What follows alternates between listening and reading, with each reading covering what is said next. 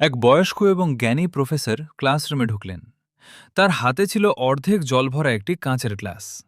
ছাত্রছাত্রীরা ভাবল হয়তো তিনি গ্লাসটি অর্ধেক খালি না অর্ধেক পূর্ণ এই পরিচিত উদাহরণটি নিয়ে কথা বলবেন। কিন্তু প্রফেসর তা করলেন না। তিনি গ্লাসটি উঁচিয়ে ধরে ক্লাসের সবাইকে জিজ্ঞেস করলেন, বলতে পারো এই গ্লাসটির ওজন কত? ছাত্রছাত্রীরা বিভিন্ন উত্তর দিতে লাগল।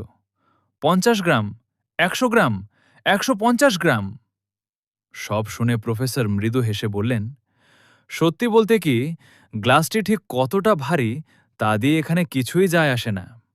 আসল ব্যাপার হলো আমি গ্লাসটি কতক্ষণ এভাবে ধরে রাখছি। ক্লাসে পিনপতন নীরবতা।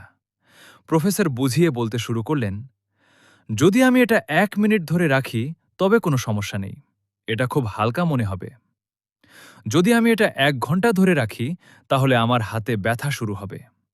আর যদি আমি এটা সারাদিন ধরে রাখি তাহলে আমার হাত অবশ হয়ে যাবে এবং আমি গ্লাসটা ফেলে দিতে বাধ্য হব। প্রফেসর একটু থেমে আবার বললেন, খেয়াল করে দেখো, প্রতিটি ক্ষেত্রেই কিন্তু গ্লাসের ওজন একটুও বদলায়নি।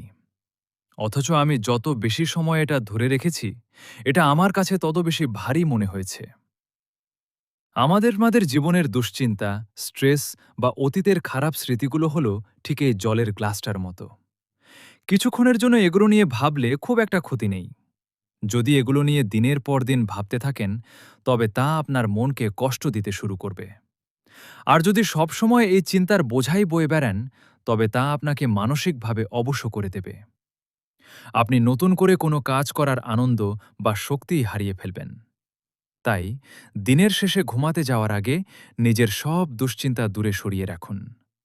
মানসিক শান্তির জন্য সব সময় মনে রাখবেন, গ্লাসটা নামিয়ে রাখতে শিখতে হবে।